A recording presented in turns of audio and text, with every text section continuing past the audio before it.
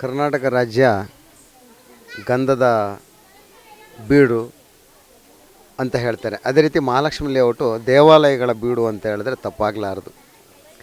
Mahalakshmi layout ವಿಧಾನಸಭಾ ಕ್ಷೇತ್ರದಲ್ಲಿ ಭಕ್ತರು ಜಾಸ್ತಿ ಅಂತ ಕಾಣ್ತಿದೆ. ಅದಕ್ಕೋಸ್ಕರ ಭಾಳಷ್ಟು ದೇವಸ್ಥಾನಗಳನ್ನ ಆ ದೇವತೆಗಳೇ ಸೃಷ್ಟಿ ಮಾಡಿದಾಗಿದೆ. ಇವತ್ತು ನಾನು ಈ BHL ಪಾರ್ಕ್ನಲ್ಲಿ ಮುನೇಶ್ವರ ಸ್ವಾಮಿ ದೇವಸ್ಥಾನಕ್ಕೆ ಬಂದೆ. ತುಂಬ ಖುಷಿಯಾಯಿತು. ಈ ಒಂದು ಪಾರ್ಕೇ ಭಾಳ ವಿಶೇಷವಾಗಿದ್ದು. ನಮ್ಮ ನೆಚ್ಚಿನ ಜನನಾಯಕರು ಅವರು ಕೂಡ ಬಹಳ ಭಕ್ತರು. ನಮ್ಮ ಗೋಪಾಲಣ್ಣವರ ನೇತೃತ್ವದಲ್ಲಿ ಕ್ಷೇತ್ರದಲ್ಲಿ ಆಗಿರುವಂಥ ಅಭಿವೃದ್ಧಿ, ಭಾಳಷ್ಟು ಅಭಿವೃದ್ಧಿ ಕಾರ್ಯದಲ್ಲಿ ಈ BHL ಪಾರ್ಕು ಕೂಡ. ಈ ಪಾರ್ಕ್ನಲ್ಲಿ ಒಂದು ಭಾಗದಲ್ಲಿ ಒಂದು ದೇವಸ್ಥಾನ, ಮುನೇಶ್ವರ ಸ್ವಾಮಿ ದೇವಸ್ಥಾನ. ಆ ದೇವಸ್ಥಾನದ ಮುಖ್ಯಸ್ಥರು ಇವತ್ತು ನನ್ನ ಜೊತೆಲೇ ಇದ್ದಾರೆ, ವಿಜಯಕುಮಾರ್ ನಮ್ಮ ಸ್ವಾಮೀಜಿಯವರು. ತುಂಬ ಖುಷಿ ಆಗ್ತದೆ. ಯಾಕಂದರೆ ಇವತ್ತು ನಮ್ಮ ಧರ್ಮನ ಗಟ್ಟಿ ಮಾಡಲಿಕ್ಕೆ ನಮ್ಮ ವಿಜಯಕುಮಾರ್ ಗುರುಗಳಂಥ ಭಾಳಷ್ಟು ಭಕ್ತರು ಬೇಕಾಗಿದ್ದಾರೆ ಈ ದೇಶಕ್ಕೆ. ಯಾಕಂದರೆ ಹಿಂದೂ ಧರ್ಮ ಅಂದರೆ ಭಾಳ ಶ್ರೇಷ್ಠವಾದಂಥ ಧರ್ಮ. ಇವತ್ತು ಇಡೀ ಪ್ರಪಂಚದಲ್ಲೇ ಭಾರತ ದೇಶದಲ್ಲಿ ಮಾತ್ರ ಹಿಂದೂ ಧರ್ಮ ಇದೆ. ಮುಖ್ಯವಾಗಿ ನಾವು ನೋಡೋದಾದರೆ ಈ ಧರ್ಮನ ಉಳಿಸ್ಲಿಕ್ಕೆ ಈ ರೀತಿಯ ದೇವಸ್ಥಾನ, ಪೂಜಾ ಪುನಸ್ಕಾರ ಕಾರ್ಯಕ್ರಮಗಳು ನಡೀತಾನೇ ಇರಬೇಕು. ಆವಾಗಲೇ ನಮ್ಮ ಹಿಂದೂ ಧರ್ಮ ಗಟ್ಟಿ ಆಗ್ತದೆ. ಇವತ್ತು ಭಾಳಷ್ಟು ಜನ ಇಲ್ಲಿ ಸೇರಿಸಿ ಆಶೀರ್ವಾದ ಪರಮಾತ್ಮನಿಂದ ಕೊಡಿಸ್ಬಿಟ್ಟು ಎಲ್ಲರಿಗೂ ಬಂದಂಥವರಿಗೆ ಖುಷಿಯಾಗಿ ಕಳಿಸ್ತಾ ಇದ್ದಾರಲ್ಲ, ಅದು ನಮಗೆಲ್ಲ ಭಾಳ ಖುಷಿಯಾಯಿತು. ಜೊತೆಲಿ ನಮ್ಮ ಲೋಕೇಶ್ ನಮ್ಮ ಅಧ್ಯಕ್ಷರಿದ್ದಾರೆ, ನಮ್ಮ ಪ್ರಭಾವರಿದ್ದಾರೆ, ಅವರೆಲ್ಲ ಟೀಮ್ ಇದ್ದಾರೆ, ಗಗನ ನಿಂತಿದ್ದಾಳೆ. ಎಲ್ಲರಿಗೂ ಒಳ್ಳೆಯದಾಗಲಿ. ನಾನು ಹೇಳೋದಿಷ್ಟೇ, ನಮ್ಮ ಮುಂದಿನ ಪೀಳಿಗೆ ಅಂದರೆ ಮೊಮ್ಮಕ್ಕಳು ಮರಿಮಕ್ಕಳು ಇವರೆಲ್ಲ ಈ ಧರ್ಮನ ಗಟ್ಟಿ ಮಾಡ್ಕೊಂಡು ಹೋಗಬೇಕಾಗ್ತದೆ. ಯಾಕಂದರೆ ಯಾವುದೋ ದೇಶದಲ್ಲಿ ಇದ್ದು ನಾವು ಹಿಂದೂಗಳು ಒಂದಿಷ್ಟು ಜನ ಎಲ್ಲ ಮತ್ತು ವಾಪಸ್ ಭಾರತಕ್ಕೆ ಬಂದಿದ್ವಿ. ಭಾರತದಿಂದ ನಾವೆಲ್ಲೂ ಆಚೆಗೆ ಹೋಗ್ಲಿಕ್ಕಾಗಲ್ಲ. ಇದು ಎಲ್ಲರೂ ಒಬ್ಬರು ತಿಳುವಂಥ ವಿಷಯ, ತಿಳುವಳಿಕೆ ಪಡಿಸುವಂಥ ವಿಷಯ ಎರಡೂ ಹೌದು. ಯಾಕಂದರೆ ಈ ದೇಶದಲ್ಲಿ ನಾವು ಉಳಿಬೇಕು ಅಂತ ಹೇಳಿದ್ರೆ ನಮ್ಮ ಧರ್ಮ ಸಂಸ್ಕೃತಿ ಸಂಸ್ಕಾರನ ಗಟ್ಟಿ ಮಾಡಿ ಮುಂದಿನ ಪೀಳಿಗೆಗೂ ನಾವು ಹೇಳ್ಕೊಡ್ಬೇಕು, ಅವರಿಗೆ ಧರ್ಮ ಗಟ್ಟಿ ಮಾಡಲಿಕ್ಕೆ ಹೇಳ್ಕೊಡ್ಬೇಕು ಅಂತ ಹೇಳ್ತಾ ಇಂಥ ಕಾರ್ಯಕ್ರಮಗಳು, ಇಂಥ ಧರ್ಮದ ಕಾರ್ಯಕ್ರಮಗಳು ಎಲ್ಲೆಡೆ ನಡೀಲಿ. ಇವತ್ತು ಮೊನ್ನೆ ಅಷ್ಟೇ ಹಿಂದೂ ಸಮಾಜೋತ್ಸವ ನಮ್ಮ ಕ್ಷೇತ್ರದಲ್ಲಿ ಗೋಪಾಲಣ್ಣವರ ನೇತೃತ್ವದಲ್ಲಿ 18 ಕಡೆ ನಡೀತು. ಸಾವಿರಾರು ಜನ ಅಂದರೆ ಸುಮಾರು ಕ್ಷೇತ್ರದಲ್ಲಿ 1,00,000 ಜನಕ್ಕಿಂತ ಮೇಲೆ ಆ ಕಾರ್ಯಕ್ರಮದಲ್ಲಿ ಪಾಲ್ಗೊಂಡಿದ್ದಾರೆ. ಈ ರೀತಿ ದೇಶದಲ್ಲೆಲ್ಲ ಆದರೆ ಖಂಡಿತವಾಗ್ಲೂ ಈ ಧರ್ಮ ಗಟ್ಟಿಯಾಗಿರ್ತದೆ. ಭಾರತದಂಥ ಈ ನಮ್ಮ ಹಿಂದೂ ದೇಶ, ಏಕೈಕ ಹಿಂದೂ ದೇಶ, ಇನ್ನು ಸಾವಿರಾರು ವರ್ಷ ಹೋದರೂ ಯಾವ ಅಡೆತಡೆನೂ ಇಲ್ಲ. ನಮ್ಮ ಮುಂದಿನ ಪೀಳಿಗೆ, ಮುಂದಿನ ವಂಶಗಳು ಕೂಡ ಖುಷಿಯಿಂದ ಬದುಕ್ತಾರೆ ಅಂತ ಈ ಸಂದರ್ಭದಲ್ಲಿ ಇಷ್ಟಪಡ್ತೀನಿ. ಇವತ್ತು ಶಿವರಾತ್ರಿ ಹಬ್ಬದ ದಿನ ಎಲ್ಲರಿಗೂ ಆ ಭಗವಂತ ಸುಖ ಶಾಂತಿ ನೆಮ್ಮದಿ ಆರೋಗ್ಯವನ್ನು ಕೊಡಲಿ ಅಂತ ಈ ಸಂದರ್ಭದಲ್ಲಿ ಭಗವಂತ ಪ್ರಾರ್ಥಿಸ್ತಾ ಎಲ್ಲರಿಗೂ ಒಳ್ಳೆಯದಾಗಲಿ. ಉದ್ಭವವಾಗಿರ್ತಕ್ಕಂಥ ಈ ಮುನೇಶ್ವರ ದೇವಾಲಯದಲ್ಲಿ ನಿಜ ನಾಗರ ಸರ್ಪ ಸಾಕಷ್ಟು ಜನ ಭಕ್ತಾದಿಗಳಿಗೆ ದರ್ಶನವನ್ನು ಕೊಟ್ಟಿದ್ದೇನೆ.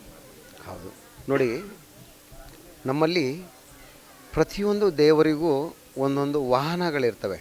ಅದೇ ರೀತಿ ನಮ್ಮ ಈಶ್ವರನ ವಾಹನನೇ ಮುಖ್ಯವಾಗಿ ನಾವು ನಾಗರಹಾವು. ಎಲ್ಲಿ ಈಶ್ವರ ಇದ್ದಾನೆ ಅಥವಾ ಈಶ್ವರನ ಶಕ್ತಿ ಎಲ್ಲಿ ಯಾವ ದೇವಸ್ಥಾನದಲ್ಲಿದ್ದಾರೆ ಅಲ್ಲಿ ನಾಗರನ್ನ ನಾವು ಕಾಣ್ತೀವಿ.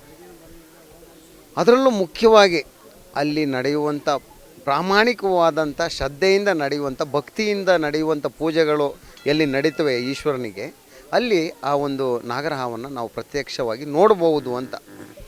ಅದೇ ರೀತಿ ಆ ಸ್ಥಳ ಇದಾಗಿದೆ ಅನ್ನೋದರಲ್ಲಿ ಅನುಮಾನ ಇಲ್ಲ. ಯಾಕಂದರೆ ದೇವಸ್ಥಾನ ಇವತ್ತು ಚಿಕ್ಕದಿರ್ಬೋದು, ನಾಳೆ ಭಾಳ ದೊಡ್ಡದಾಗ್ಬೋದು. ಆದರೆ ಅಲ್ಲಿರುವ ಮಹಾತ್ಮೆ ಇದೆಲ್ಲ, ಅಲ್ಲಿರುವ ಸ್ಥಳದ ಒಂದು ವಿಶೇಷತೆ ಇದೆಲ್ಲ, ಅದು ಇಲ್ಲಿ ನಾವು ಕಾಣ್ತೀವಿ. ಅದರಿಂದ ಜನರು ಇನ್ನೂ ಅತಿ ಹೆಚ್ಚಿನ ರೀತಿಯಲ್ಲಿ ಇಲ್ಲಿ ಬರ್ತಾರೆ. ಮುಂದೊಂದು ದಿನ ನಮ್ಮ ಗೋಪಾಲಣ್ಣವ್ರ ನೇತೃತ್ವದಲ್ಲಿ ಮತ್ತು ಅದಕ್ಕೆ ಯಾರ್ಯಾರು ಕಾರಣಕರ್ತರಾಗಬೇಕು ಅವರೆಲ್ಲ ನೇತೃತ್ವದಲ್ಲಿ, ಇದೊಂದು ವಿಜಯಕುಮಾರ್ ಗುರುಗಳ ನೇತೃತ್ವದಲ್ಲಿ ದೊಡ್ಡ ದೇವಸ್ಥಾನ ಆಗಲಿ, ಇಲ್ಲಿ ಮತ್ತಷ್ಟು ಜನರಿಗೆ ಹೆಚ್ಚಿನ ಶಕ್ತಿಯಾದಂಥ ಭಕ್ತಿಯನ್ನು ನೀಡಲಿ ಅಂತ ಹೇಳ್ತಾ, ಆಶೀರ್ವಾದ ಸಿಗಲಿ ಅಂತ ಹೇಳ್ತಾ ನಾನು ದೇವರಲ್ಲಿ ಕೇಳ್ಕೊತೀನಿ.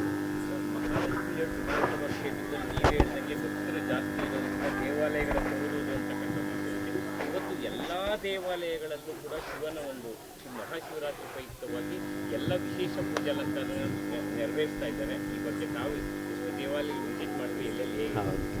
ಇವತ್ತು ನಾನೊಂದು 20 ದೇವಸ್ಥಾನಕ್ಕೆ ಹೋಗಿ ಬಂದೆ ಈವರೆಗೆ. ನಮ್ಮ ಹಿಂದೂಗಳಲ್ಲಿ ನಾವು ಫಸ್ಟು ನಮ್ಮ ಹಿಂದೂ ಧರ್ಮದ ದೇವರು ಅಂತ ಹೇಳೋದು ಶಿವ ಪರಮಾತ್ಮನ.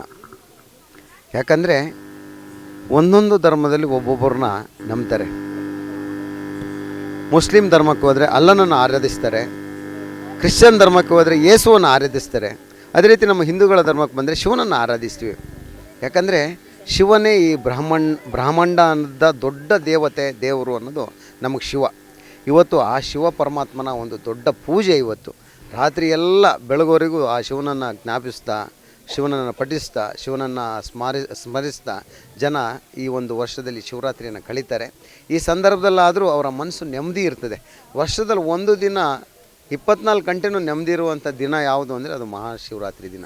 ಇವತ್ತು ಏನೇ ಕಷ್ಟ ಕಾರ್ಪಣ್ಯಗಳಿದ್ರೆ ಅದನ್ನ ಬದಿಗಿಟ್ಕೊಂಡ್ಬಿಟ್ಟು ದೇವಸ್ಥಾನದಲ್ಲಿ ಸಾಂಸ್ಕೃತಿಕ ಕಾರ್ಯಕ್ರಮ, ಧರ್ಮದ ಕಾರ್ಯಕ್ರಮದ ಜೊತೆಗೆ ನಾವೆಲ್ಲ ಬೆಳಗುವರೆಗೂ ಆ ದೇವ್ರನ್ನ ನೆನೆಸ್ತಾ ಇರ್ತೀವಲ್ಲ, ಅದು ವಿಶೇಷವಾದಂಥ ಶಿವರಾತ್ರಿಯ ಆ ಶಿವದೇವರ ಒಂದು ದಿನದ ಒಂದು ಕಾರ್ಯಕ್ರಮದಲ್ಲಿ ನಾವೆಲ್ಲ ಒಟ್ಟಾಗಿದ್ದೀವಿ ಅಂತ. ನಾವೆಲ್ಲ ಹಿಂದೂ, ನಾವೆಲ್ಲ ಬಂಧು, ನಾವೆಲ್ಲ ಒಂದು ಅಂತಕ್ಕಂಥ ಮಾತಾಡ್ತೀವಿ. ಇದ್ರ ಬಗ್ಗೆ ಹೇಳ್ತಾರೆ ನೋಡಿ, ಇದು ಆಗಬೇಕು ಅಂತ ನಾನು ಹೇಳ್ತಾ ಇರೋದು. ಇವತ್ತು ತುಂಬ ಯುವಶಕ್ತಿಗಳಲ್ಲಿ ಆ ಮನಸ್ಥಿತಿ ಇಲ್ಲ ಆಗಿದೆ. ಅದಾಗಲಿಲ್ಲ ಅಂದರೆ ಮುಂದೊಂದು ದಿನ ಯುವಶಕ್ತಿಗಳೇ ಕುಗ್ಗಿ ಹೋಗ್ತಾರೆ ಅಂತ ನನ್ನ ಭಾವನೆ. ಮುಂದಿನ ಪೀಳಿಗೆ ತುಂಬ ಕಷ್ಟ ಆಗ್ತದೆ ಅಂತ ನನ್ನ ಭಾವನೆ. ಅದಕ್ಕೆ ಇವತ್ತು ನಾವು ಜಾತಿಗಳನ್ನೆಲ್ಲ ಬಿಟ್ಟು ನಾವೆಲ್ಲ ಒಂದೇ, ನಾವೆಲ್ಲ ಒಂದು ಧರ್ಮದವರು, ನಮ್ಮ ಜಾತಿನೇ ಹಿಂದೂ, ನಾವೆಲ್ಲ ಮನುಷ್ಯ ಜಾತಿಯವರು, ಗಂಡು ಹೆಣ್ಣು ಎರಡೇ ವಿಧದಲ್ಲಿ ಇದ್ದರೆ ಮುಂದೆ ಈ ಪ್ರಪಂಚ ದಲ್ಲಿ ನಾವು ತುಂಬ ಚೆನ್ನಾಗಿರ್ತೀವಿ ಅಂತೇಳ್ಬಿಟ್ಟು, ಅದಕ್ಕೆ ಈ ಒಕ್ಕಲಿಗ, ಬ್ರಾಹ್ಮಣ, ಶೆಟ್ಟಿ, ಕುಂಬಾರ ಈ ರೀತಿ ಏನೇನೋ ಜಾತಿಗಳು, ಲಿಂಗಾಯತರು, ಕುರುಬರು ಈ ರೀತಿ ಎಲ್ಲ ಇರ್ತವಲ್ಲ, ಅದೆಲ್ಲ ಬಿಟ್ಬಿಟ್ಟು ನಾವೆಲ್ಲ ಹಿಂದೂಗಳು ಒಂದೇ ಅಂತ ಆ ರೀತಿ ಬಂದಾಗ ನಮ್ಮ ಧರ್ಮನ ನಾವು ಗಟ್ಟಿ ಬಲಿಷ್ಠವಾಗಿ ಬಳಸ್ಕೊಬೋದು ಅಂತ ಆ ರೀತಿ.